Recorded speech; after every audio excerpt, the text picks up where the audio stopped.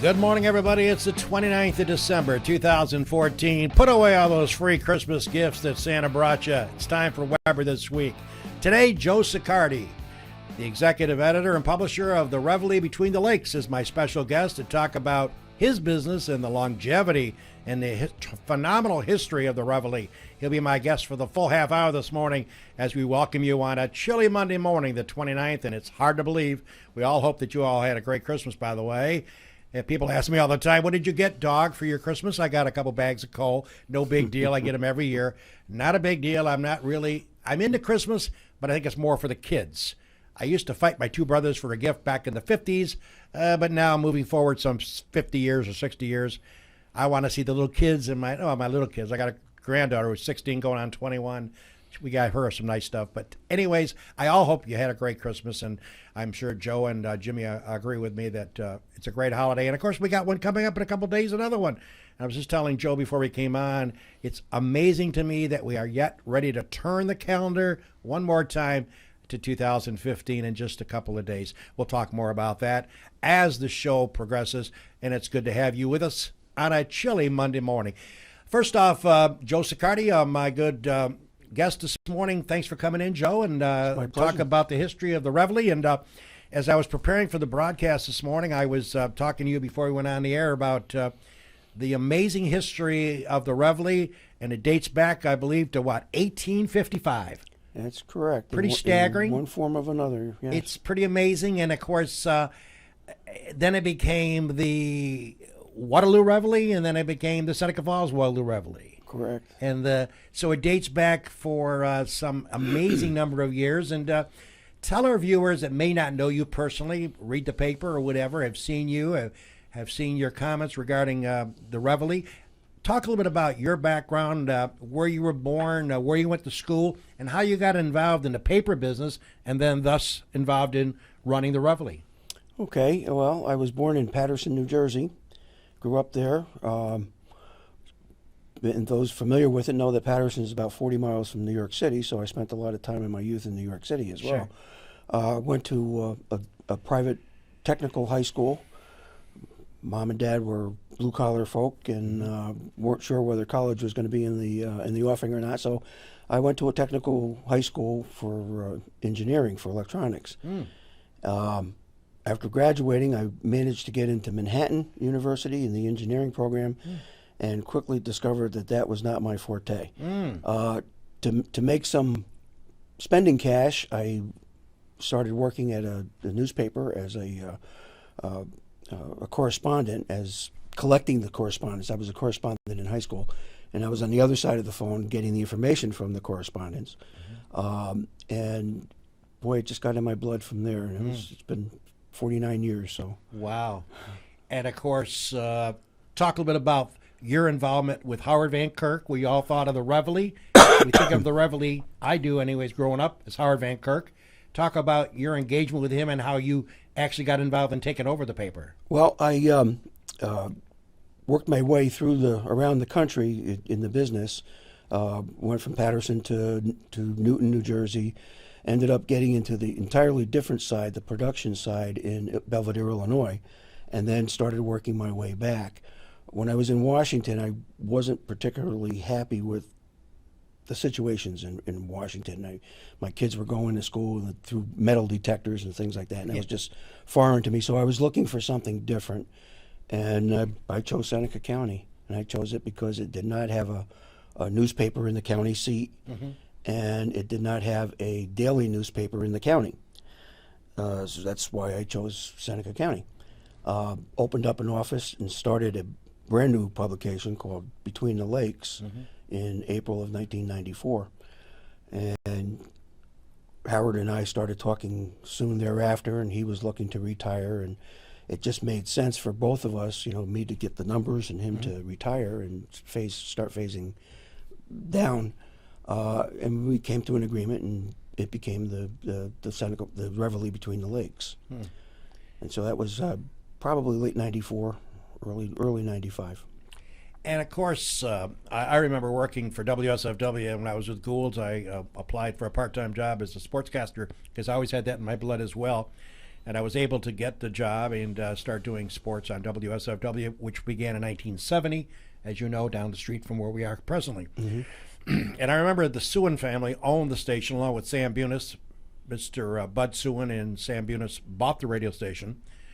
And later on, a few years later, George Sewin, who of course needs no introduction, took over the ownership of WSFW, I'm sure with other family members involved.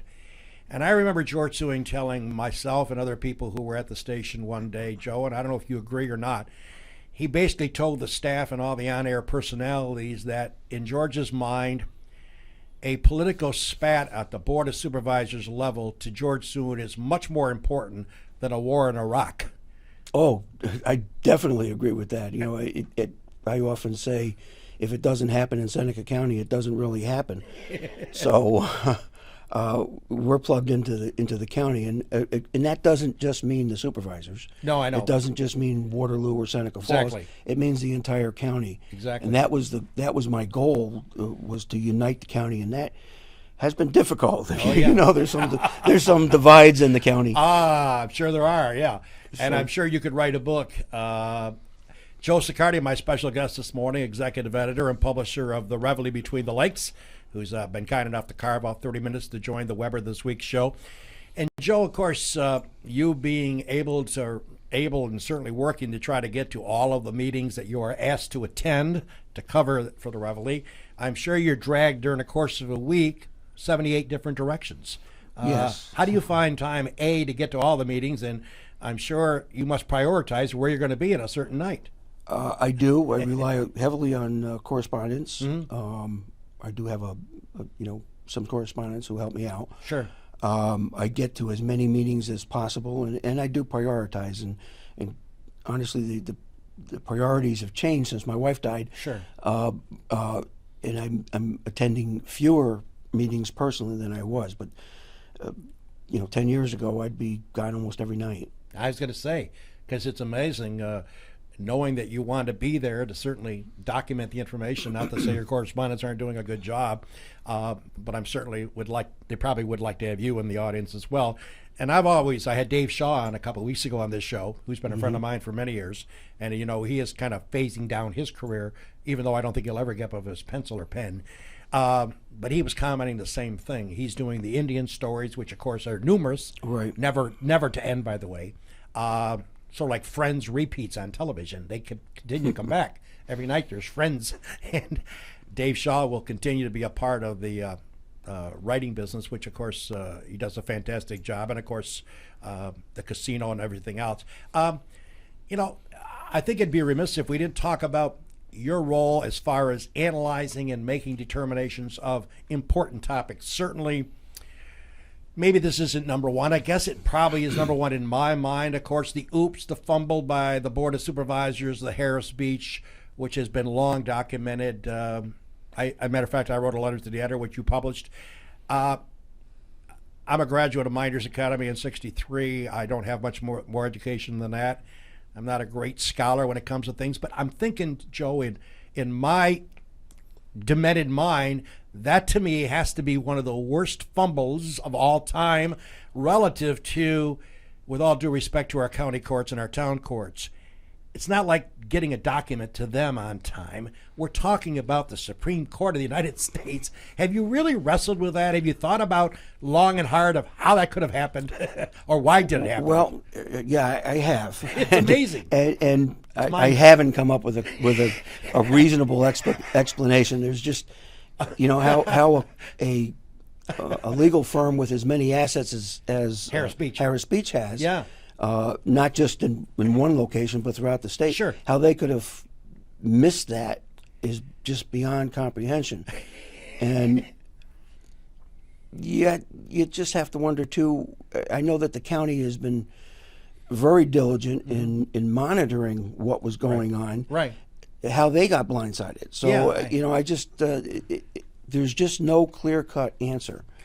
It is probably going to be one of the top stories, not to steal your thunder. I'm sure if you look back from an editorial standpoint, Finger Lakes Times, the Reveille, I'm sure, would have that close to the top, if not at the top, of one of the Certainly. top stories of the year. I mean, you just think about it. I understand Harris Beach hired a firm to handle the time check of that, which they inadvertently gave the wrong data, supposedly.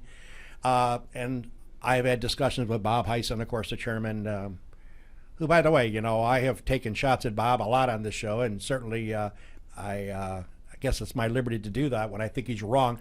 But I must give him credit about the Lago operation. Certainly, Joe, and speaking with Joe Siccardi, obviously Bob Heisen sniffed out, along with Tom Wilmot, the decision to have Tom Wilmot come to the area, check out this site for a potentiality. As we all know, backtracking, that the state of New York, us, and the legislature adopted the idea of putting together a idea to put up to four casinos in this great state.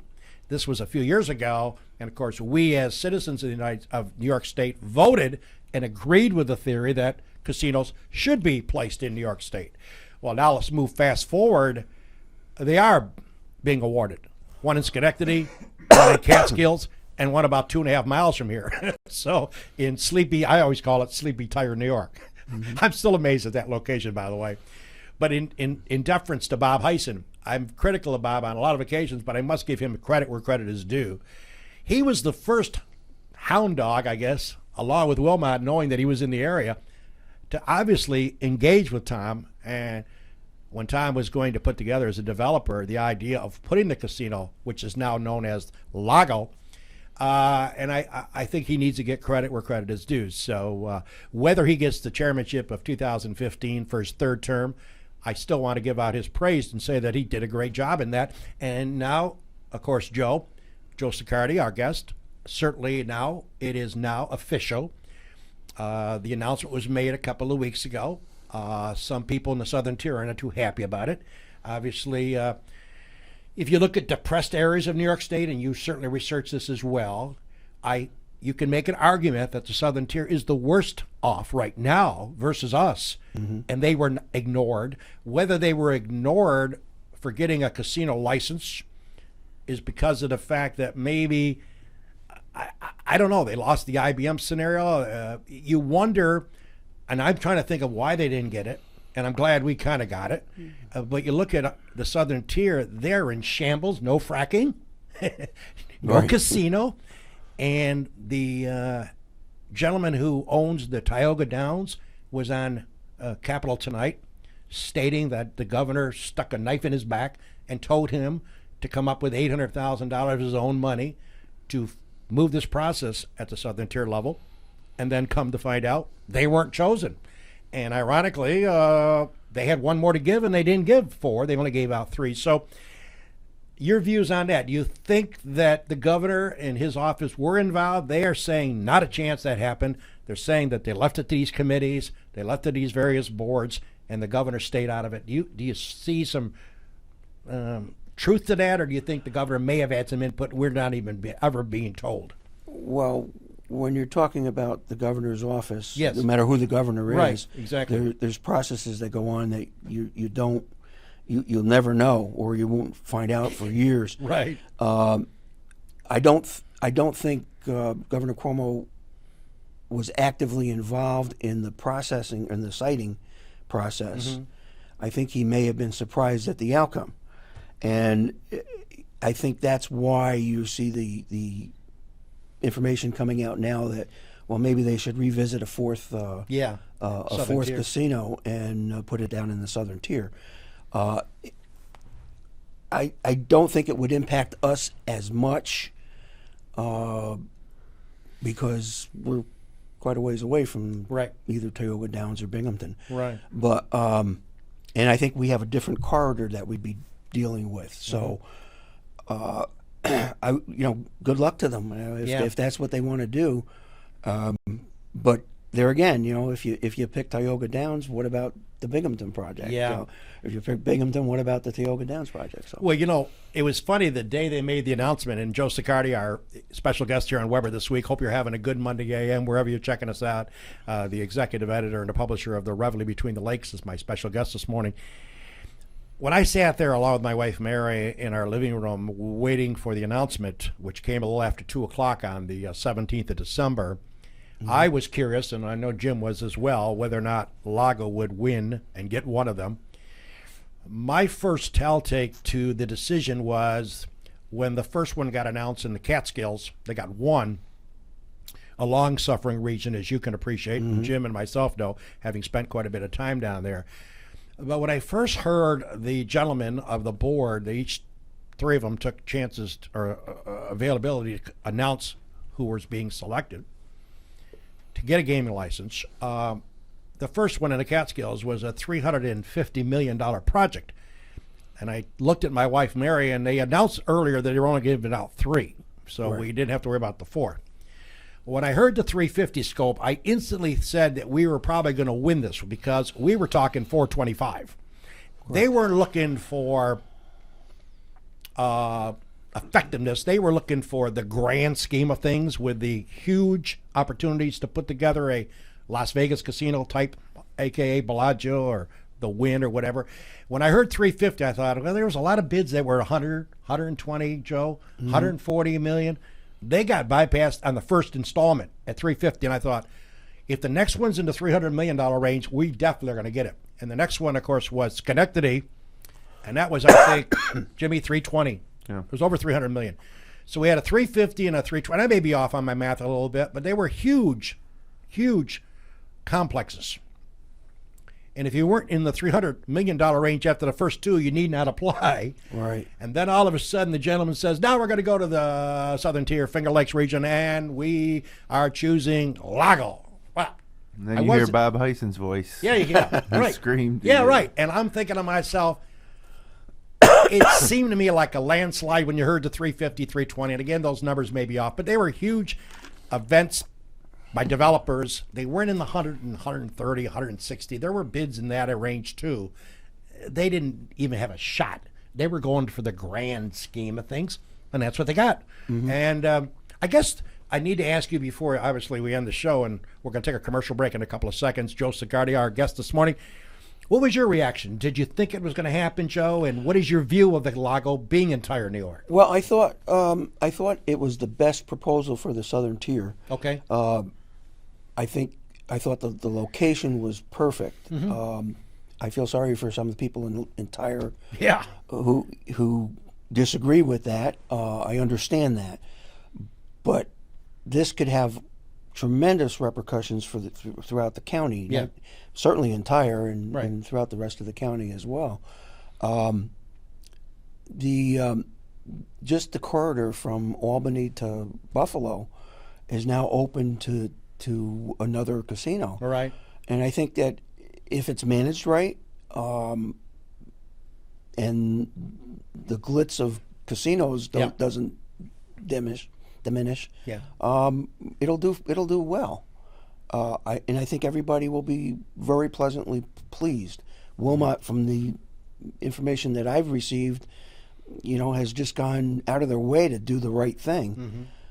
Whether that continues remains to be seen. And sometimes you say things before they happen, but they seem to be interested in addressing the problems that could arise.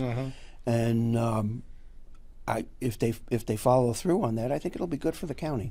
Well, working with CMAC up in Canandaigua for entertainment, to tie them in with their complex that they're going to be building, to work with local farmers, to work with local contractors. They're doing all the right things Tom Wilmot has done, and we'll see how it all pans out. It certainly is. I think they're moving dirt as we speak. But again, they don't officially have the license as per se, but it should happen in the next few weeks. I would think that's just a detail. And, I do think, and again, maybe it's because of my age, I do think that, I spent a lot of time at the McGee Diner. Gary Schlegel, the owner there, is a good friend of mine. I've had him on the show a few weeks ago as well. And Gary was excited about the prospect, and certainly now he is smiling from one ear to the next. And again, I'm old-fashioned. I think of things that I'm sort of been called anal by my wife, Mary. I sit at the McGee Diner presently today on a weekend day, and I have my eggs and my bacon and my toast and my coffee, and I leave, and I'm looking both sides of the road. How am I going to get out of here? The trucks are coming by, Joe, and the cars are going by to the throughway, and I'm going, this is pre-casino. what's going to happen when we have another 9,000 visitors come into town? I just don't know how it's all going to pan out. Yeah. And with all due respect to the contractors, maybe they got a plan. I hope they do, because I don't know. It's going to be crazy. It's going to be wild. That was one of the things that still has to be addressed. Man. The DOT has to get involved in traffic control and what have you. I don't know how it's going to do it. But, already it has spawned additional development. The Sesslers are. I saw that. In fact, they're going tonight to the board meeting to present their plans. And that'll just be the first of, I think, many coming down the road. Joe Siccardi, our special guest this morning, the executive editor and the publisher of the Reveille Between the Lakes. He's been kind enough to carve out a half an hour with us. Let's take a break here from our commercial. Great sponsors that make this show possible. When we come back, we'll talk about a few sports tidbits. Cayuga Lake National Bank. Bill Ryan and his team for all of your banking needs. Offices in Union Springs and Aurora. A fine sponsor of this show for over 30 years. DA Liquors, Seneca Falls. Amy Padula and her great team will find that right spirit for you every time. Tell Amy the dog sent you. Steve Wadhams, Wadhams Enterprises, your employer of choice. Proud supporter of this show and local athletics. Bob and Leslie Oman, owners of the Oman Theater, and Lions, as well as the Newark Pilots, a minor league baseball team with a major league ballpark. SenecaFallsCountryClub.com, awesome 18-hole layout, offering a 12-month payment plan.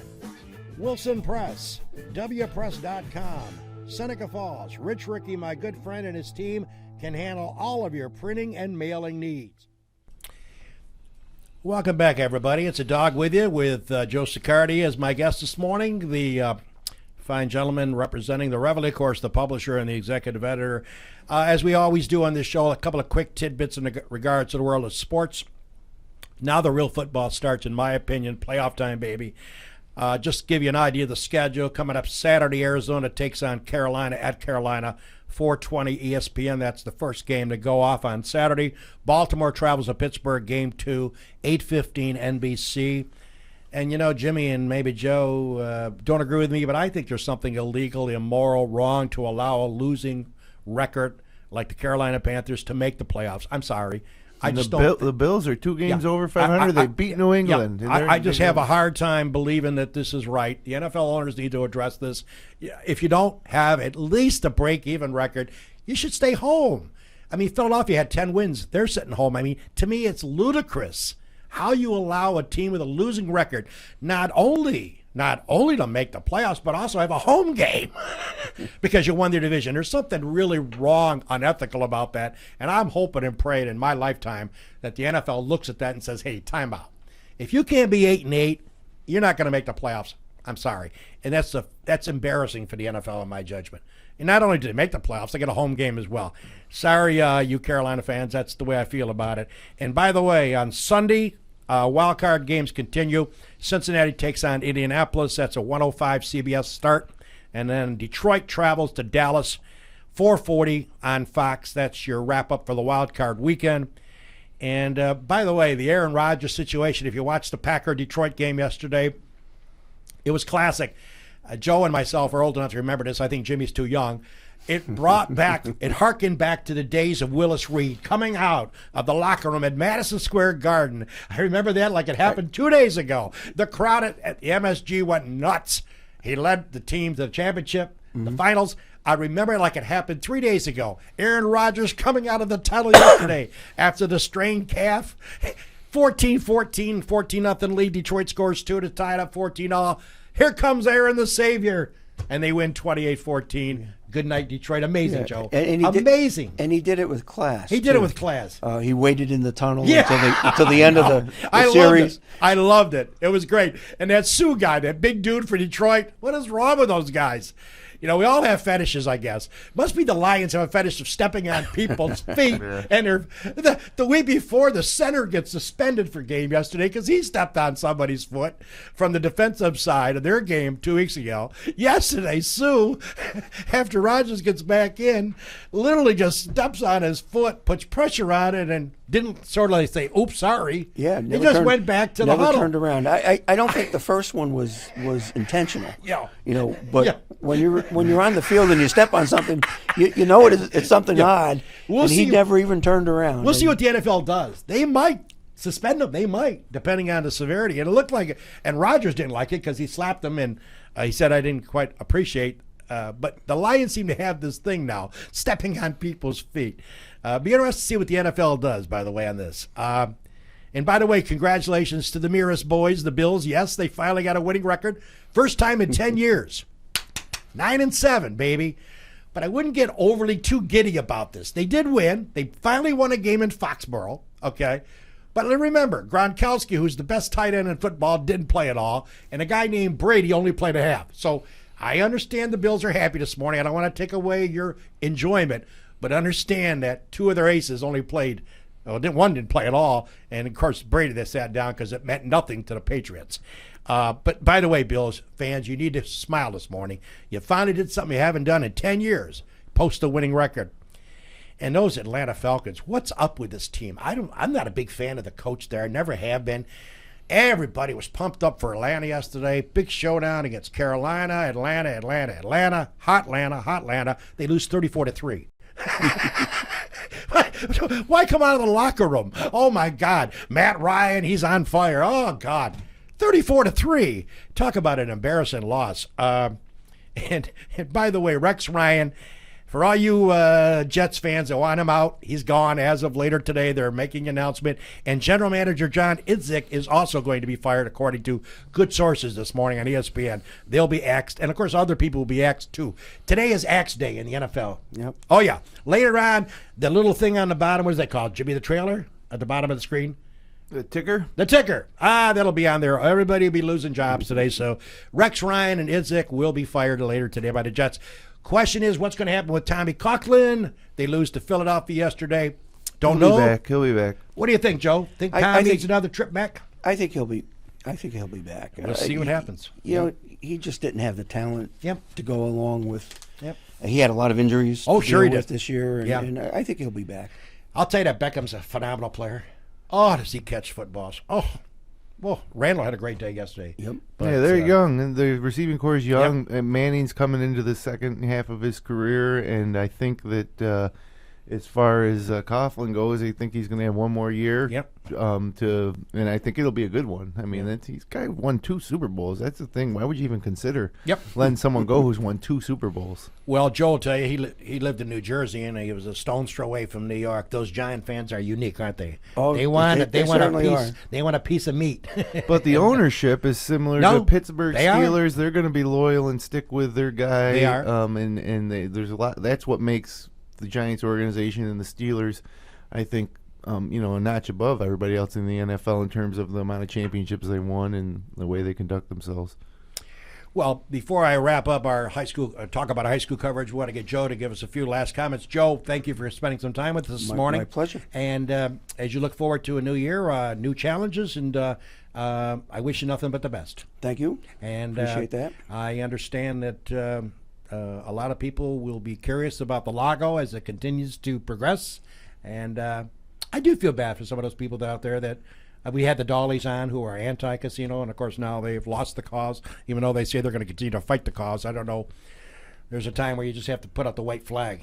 It's going to happen, and it'll be interesting to see what develops. And like you say, the Department of Transportation and the DOT and all those throughway workers need to figure out a way to get traffic flowing. That's the only concern I have. I don't know how it's going to work. Maybe it will, but one of my part-time jobs, I was telling you before I went on the air, I've got about 14 of them. I was a throughway collector as well. I was in the booth. This guy has done it all. I've done it all, baby. You want to tell me anything, and I've done it. I worked at Thruway for 18 months, and then it interrupted my golf schedule, so I quit there. But I used to watch people come off the Thruway in the summertime, Joe. They would rip me a new one because it took them like 25 minutes to get to the booth. And they would scream at me because they only didn't have Easy Pass. And I would ask them, why don't you have Easy Pass? They didn't want Big Brother looking over their shoulder. And I'm thinking, oh, my God, with another 9,000 people coming off 41, maybe they'll have 41A for the Lago. I hope so. There'll probably be a direct access. I hope so. To the site. And speaking of the Lago, we've invited Bob Heisen, who said he would do this along with bringing Tom Wilmot in for this show for a special broadcast. If we can't get them booked on a Monday, I'm booked out now through early February. Jim has approved of bringing them in on a Wednesday or Thursday for a 10 a.m. special broadcast. We are working on that. Bob Heisen is working on that. So, again, let us remind you that when that happens and when Bob tells me it will happen, we'll let you know here on Finger Lakes One. We want to get Bob Heisen along with Tom Wilmot in here to talk about Lago. And that should come up hopefully in the next few weeks. By the way, upcoming guest, a guy that Joe knows very well, my friend Brad Jones will be in the house. He just had a story in Joe's paper regarding the $1.7 million of unpaid taxes. I'm sure that'll be his main topic. He'll be here next week on the couch. And then on the 12th of January, Sal Franzone, the young entrepreneur who has opened up Cicchino's, and now he's got an expansion into Geneva. He'll be our guest. On the 19th, need not introduce these folks. Cindy Lorenzetti, Steve Churchill of the Board of Supervisors will be on the couch. They're always a good twosome to have on the program. And Mrs. America, we get the Beauty and the Beast. I'll be the Beast that day. She'll be the Beauty. Jessica Lahr. Mrs. New York. Mrs. New York. Yeah. She's hoping to be Mrs. Hoping America. to Mrs. America. Well, I wanted to give her a title change already. She's from Geneva, New York. She'll be on the couch. And that'll be a great show. And, of course, on the 2nd of February, the day after the Super Bowl, Kelly and Joe Cosentino, the Blossom Flower operation across the street, will be in. And what a good time to have them in because it'll be, 12 days away from one of their busiest days of the year, if not the busiest day of the year. Good old Valentine's Day. All right. So, and by the way, folks, as we wrap up this show on a Monday morning, we thank you for joining us. Let's not forget Finger Lakes High School basketball. We took a few days off for the holidays, but our crew will be in shape tonight from Waterloo. North Rose Wolcott comes in for a doubleheader. Girls game starts at 6, boys at 7:30. Jimmy and crew will be on the air about 10 of 6 or so in that area. Tonight's broadcast will be handled by Brendan Harrington, along with a new gentleman.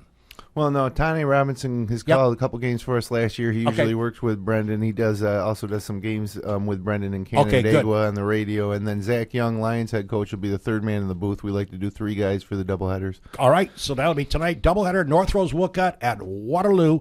Check that action out. Then Friday night, Jimmy and company will be heading over to Lions, which Jimmy's always a great broadcast. Clyde Savannah comes to Lions. Yeah, well, I'm really excited because we've always done Lions at Clyde. Yes. Because the Atwood Gymnasium is really small and historic. Yep. So it presents some challenges to us doing that. But I went over and athletic director Steve Veeder was really excited about the possibility of us coming and really helpful. I know that Zach has been pushing it. For a few years trying to get us to come to the Atwood. So on Friday, we're coming, January 2nd, first webcast of 2015, Clyde at Lions, and it's going to be quite an atmosphere inside that gym. And I think it's the best rivalry in the Wayne Finger Lakes. And I'm dusting off my throat to come out a week from tomorrow. As I get back on the air along with my crew, we'll be working the Mid-Lake Screaming Eagles come to Miners Academy. That'll be on the 6th of January. I'm looking forward to oiling up the pipes and calling that game on Finger Lakes One. Well, folks, by the way, another special broadcast. Jimmy, New Year's Eve. Let's talk about it. You'll be there with Finger Lakes One. Yep. Tune in to fingerlakes1.com, Finger Lakes One TV on Wednesday about 11:30. We'll go live from downtown Seneca Falls, right outside the Gould Hotel. The Antonina's annual ball drop is now at the Gould. And it should be something different. But if you can't make it down there, or if you're out of town, you want to get a little hometown flavor, log on and watch the webcast as we bring in the new year together. Very good. Okay, Joe Siccardi, a Happy New Year to you and your family, and look forward to having you come back. Happy New Year, Joe. Thanks for coming in. Thank you. Look forward to having you come down the road, come back down the road, and come back in down the road a bit. Look forward to having that happen. All right, folks. Well, listen, I always give you a sermon from the old dog, and I'm going to give you a sermon as I end my show this morning. Listen, the cops are everywhere out there. They're watching for seat belts. They're watching for stupid people that don't know how to drive. Let me tell you something. I've been driving these highways and byways for a long, long time. I'm telling you, they got grass over their cars, just trying to keep them behind barns to get you, the stupid person driving that car. I know New Year's Eve is coming up. I know you want to go out and have a good time and have a few drinks. That's the problem. If you have a few drinks, have a designated driver. Don't be stupid and get arrested for DWI because, folks, they're out there. They're out there in mass, and they're going to get you. So be careful and be smart. Take care, everybody. I'll check you out in a new year. Next week, I have my good friend Brad Jones. For Joe Siccardi and Jim Sonacrobi, the dog saying, take care. That's Weber this week. My way.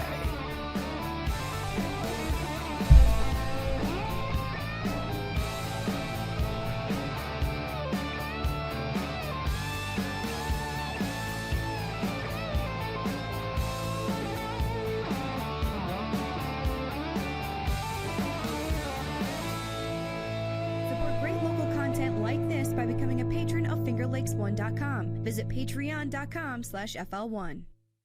FingerLakes1.com. Come on and join the